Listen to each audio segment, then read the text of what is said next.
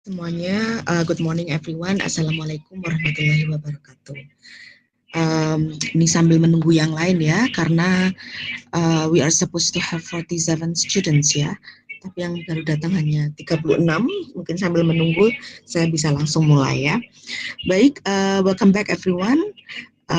It's going to be our very first time ya, setelah UTS kemarin. Jadi ini adalah minggu atau pertemuan pertama kita ya. Dan untuk agenda hari ini kita masih melanjutkan diskusi materi ya. Yang terakhir kita diskusikan yaitu mengenai outlining argumentative essay. Oke, in the last meeting ya, before UTS we already break down some outline. Kita sudah membreakdown beberapa outline dari teman kalian. And it was good. Even though you need some revision or you need some improvement to fix the outline. And then after fixing the outline, you're going to move to practice delivering your ideas or your argumentative essay. Jadi nanti outputnya ada dua. Yang pertama adalah essay yang sudah Anda tulis. Jadi silakan Anda tulis paling tidak kurang lebih 250 kata ya untuk esainya.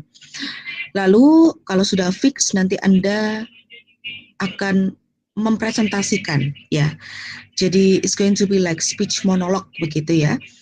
You are going to present and then speak in front of camera as if you speak to the real audience, to the actual audience. Jadi seolah-olah Anda memang ngomong dengan audience atau viewer yang melihat atau mendengar Anda.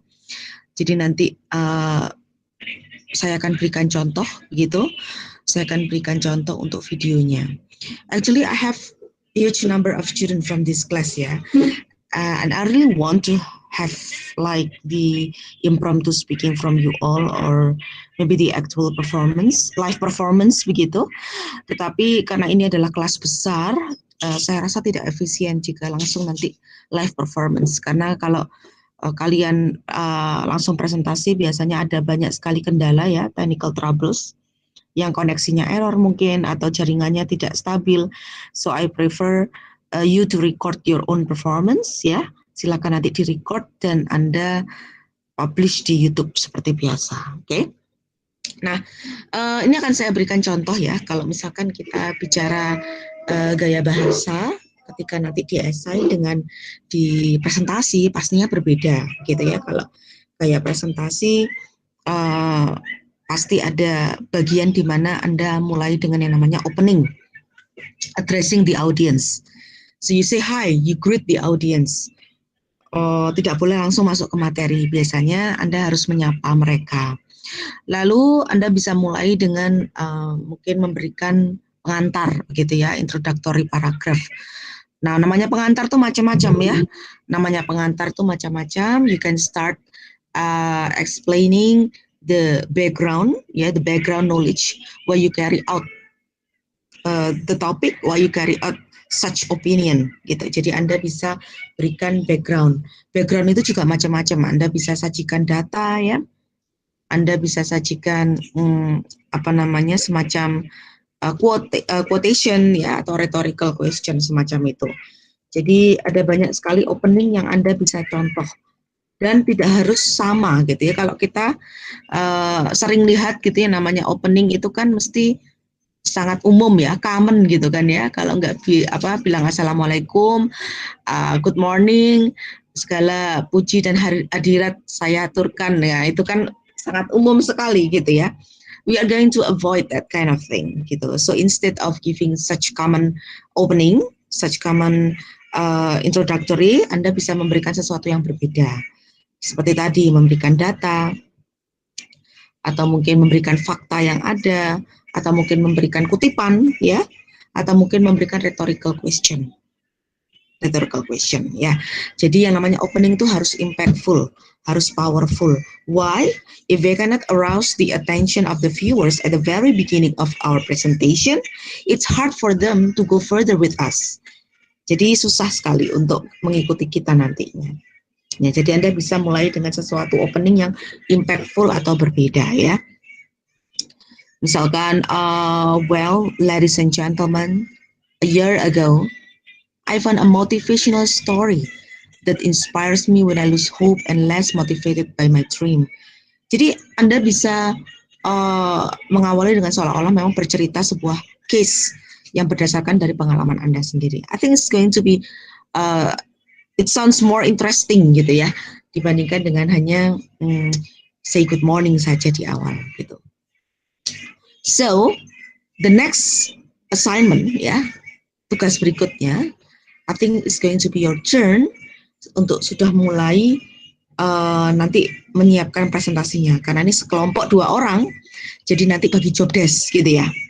I think it's going to be very easy ya, much easier karena nanti Anda tinggal split aja gitu. Jadi mungkin separuh pertama Anda, separuh kedua teman Anda, seperti itu ya. And you may spend like probably 5 or 6 minutes ya. Itu adalah proportional time untuk delivering monologue speech gitu. Jadi silakan nanti disiapkan esanya dan mulai dilatih. I'm going to show you the video. Ini salah satu contoh dari teman kalian yang menurut saya representatif, bisa dilihat nanti.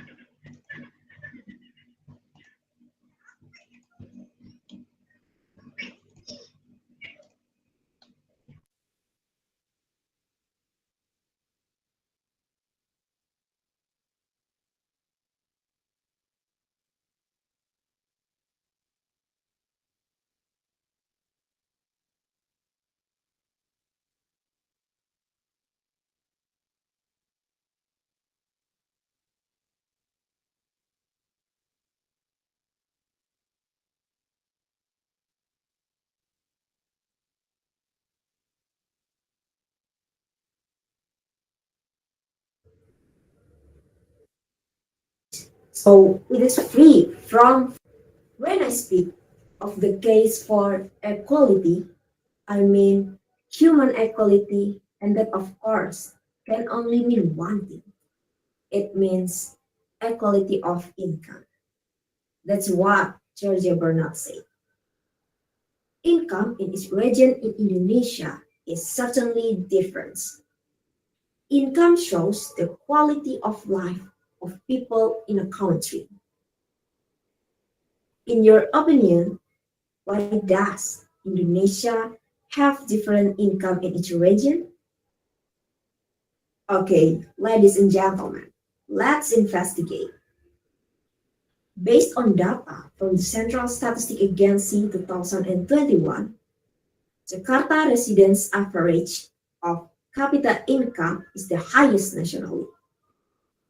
The value is 4 times greater than the national average income of the population.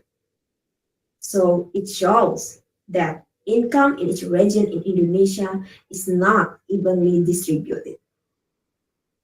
Not only income, but what is happening in Jakarta is also included as the capital city, which is currently too heavy as the center of government, business center, financial center, to the center of trade and service. Based on these problems, what do you think the best solution for these problems? Yeah, as Mr. Jokowi said, the best solution for this problem is Indonesia must move to the new capital city. Even the plan move to the capital city has been around for a long time, ever since the era of the first president Indonesia, Insinyur Soekarno. Some points Indonesia must move to the new capital city. First, the population of Java Island is too dense. Based on data from the Central Statistic Agency 2020, 56% of Indonesians are living on the island of Java, while on the other island, the percentage is less than 10%, except for the island of Sumatra, which is 21% of the total Indonesian people. Second, economic contribution to gross domestic product. Based on the Central Statistic Agency 2020, Indonesia's economic structure is dominated on the island of Java at 58%. Meanwhile, on the other island, growth is only less than 10%. It shows that economic growth in Indonesia is uneven. Third, the water supply crisis. Based on the National Development Planning Agency report, water availability in most area of Java and Bali is currently classified as scarce to critical. In your opinion, do you agree with the Indonesia having to move to the new capital city? Based on the latest Kedai Kopi survey, 61% of respondents disagree with Indonesia move to the new capital city. Budget wastage was the main reason why respondents disagree. Of course, moving to the new capital city is very expensive, but the cost incurred in relocating the capital city will be paid with benefit of infrastructure development in the new capital city. For the example, all roads and developing cities give hope that the new capital city will not die and will have huge profits. In according, another reason why respondents disagree with move to the capital city is that it can damage nature. The new capital city will be designed to be more environmentally friendly. Areas damaged by mining and forest encroachment will be reforested. The new capital city will also be built with a good drainage so it is free from flooding. That's why the design used a city in the forest, which is a green city that still reflects the identities national. Ladies and gentlemen, based on the problem that occurred in Indonesia, especially in Jakarta and Java, the solution is must move to the new capital city. Of course, move to the capital city will not be easy and will have an impact with the new capital city itself. But the impact will be replaced by a better distribution of infrastructure in Indonesia so that we all get a better quality life as well. As our President Mr. Jokowi said, infrastructure development is a matter of equity and justice. I am Nurulana Novianti from PENS. Thank you for your attention.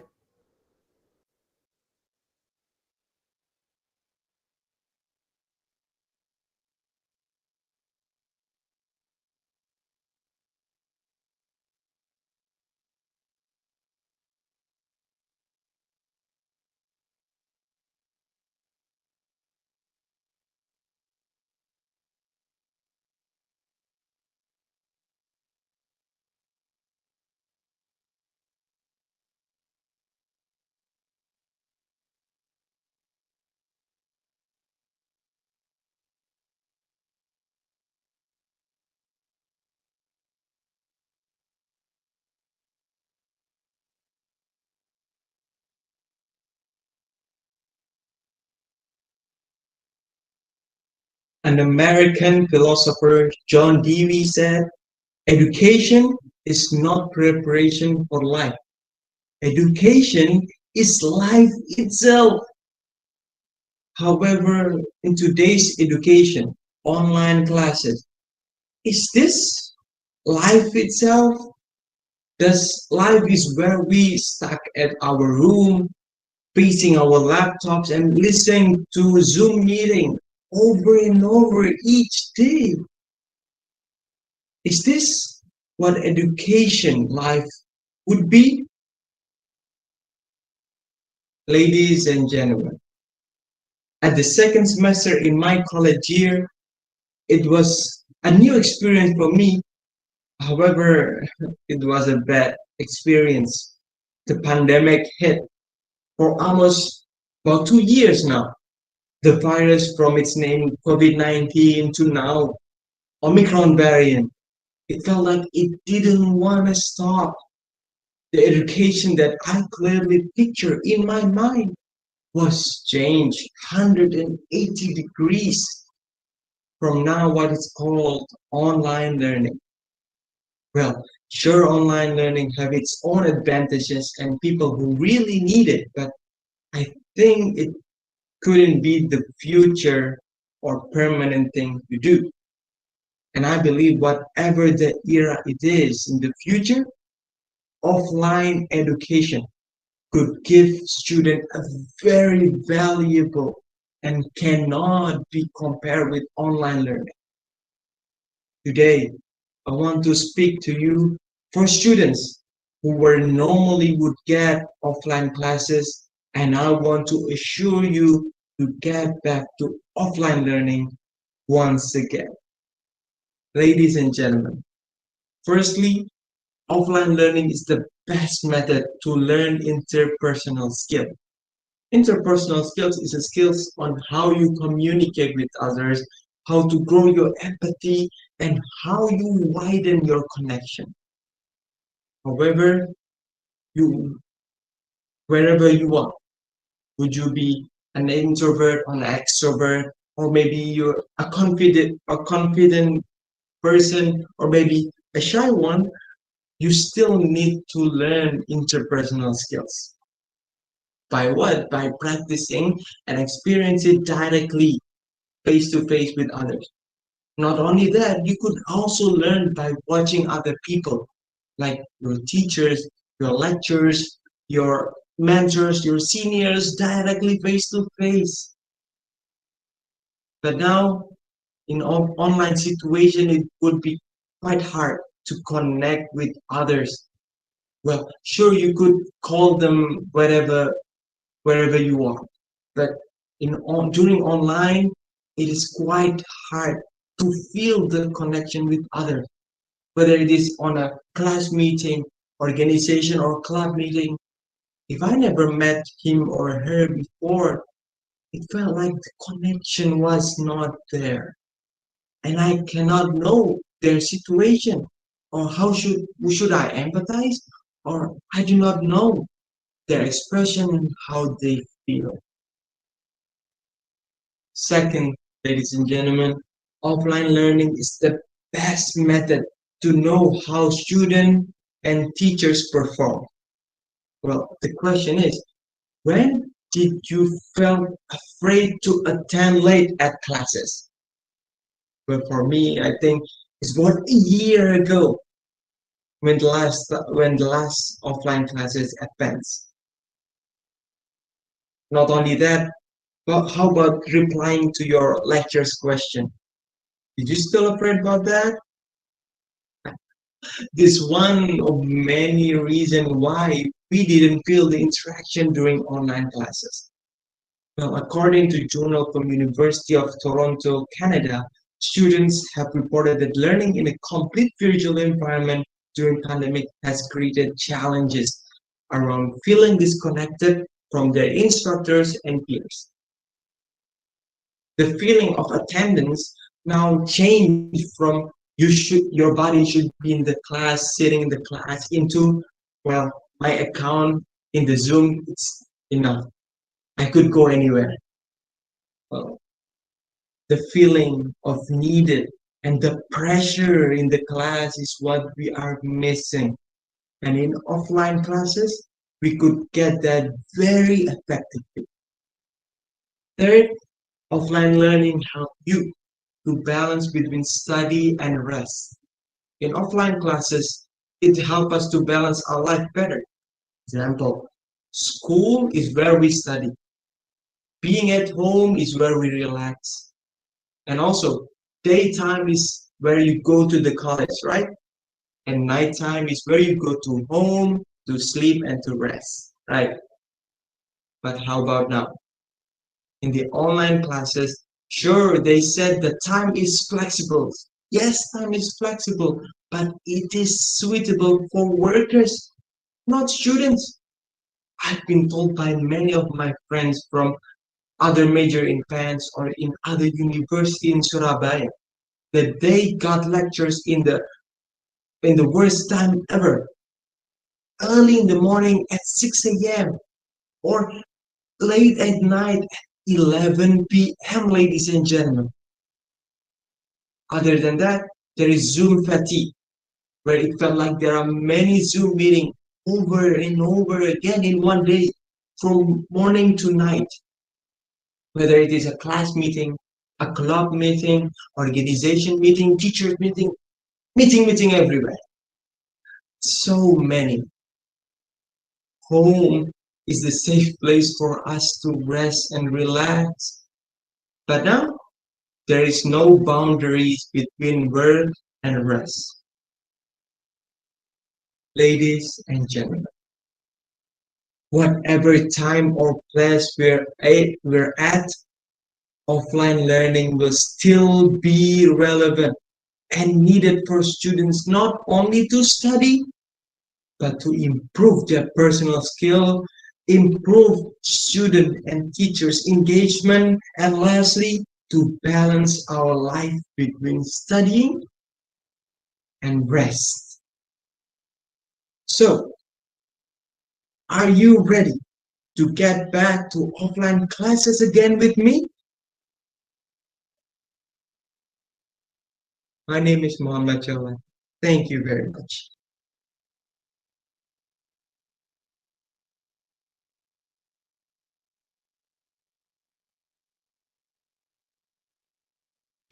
Okay, so those videos are it's like the model, yeah, that you are supposed to do. So you are going to do the same thing like what they did, yeah, because you have done with outlining, and then you're going to write in essay, and you have to prepare later on for your live performance, yeah, for your performance to deliver your ideas in the form of speech monologue. Jadi nanti silakan Anda mulai untuk membreakdown apa saja yang harus disampaikan ketika nanti presentasi, gitu ya. Dan harapan saya memang tidak ada recorded video ya. Misalkan Anda mengambil recording dari Zoom atau Google Meet ya. So you have to take it seriously. Anda bisa one take video mungkin dari kamera HP gitu ya, lalu nanti Anda edit sedemikian rupa sehingga memang layak untuk ditonton. Jadi bukan recorded lewat Zoom atau lewat Google Meet yang sudah banyak dilakukan. Why? Because I often see that some of the students read the whole script ya. Jadi dia baca script ketika mungkin di record ya, because the distance between the speaker and also the script is quite close.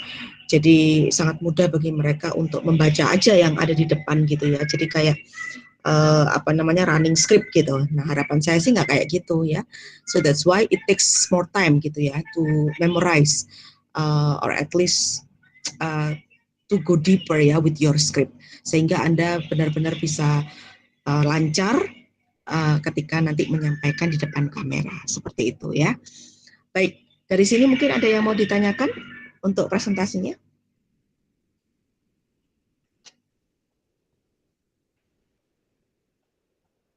Clear enough ya.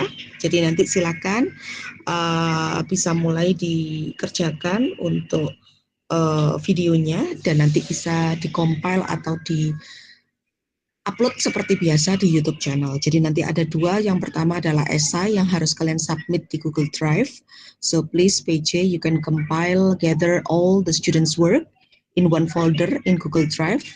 While the rest, you should prepare the performance ya, the presentation, and you take the video, upload it in YouTube channel as usual, begitu. Oke, saya rasa it's clear enough, and I hope the submission deadline is going to be the following week. Nanti akan saya berikan deskripsi tugasnya, jadi silakan nanti mulai disiapkan apa-apa saja yang harus disampaikan supaya nanti Anda bisa ready untuk diambil atau di-record begitu ya. Oke, ada yang mau ditanyakan dari sini? Is it clear enough everyone? Izin bertanya, Bu. Boleh? Ini sekaligus mereview tugasnya mungkin. Tugasnya berarti kita diminta buat menyelesaikan esai yang kemarin berdasarkan outline yang kemarin dibuat itu ya, Bu? Betul. Terus sekaligus ngebuat video kayak presenter terkait esainya gitu ya, Bu? Betul, ya. Jadi kalau kemarin kan kita sudah bahas ya beberapa outline walaupun nggak semua, karena kalau semuanya bakalan time consuming ya. Jadi saya kemarin ambil beberapa contoh untuk saya berikan feedback. Saya harap yang lain juga mendapatkan insight yang sama gitu ya. Nah setelah Anda memang yakin dengan outline-nya, Anda bisa mulai composing the essay. So you can write at least 250 words, nggak usah lama-lama, nggak usah panjang-panjang begitu ya.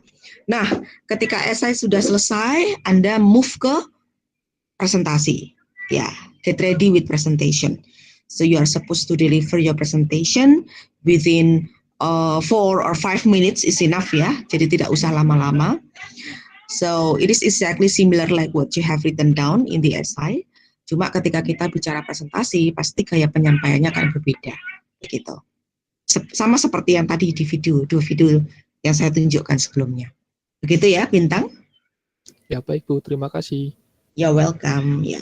Jadi silakan nanti disepakati gitu ya.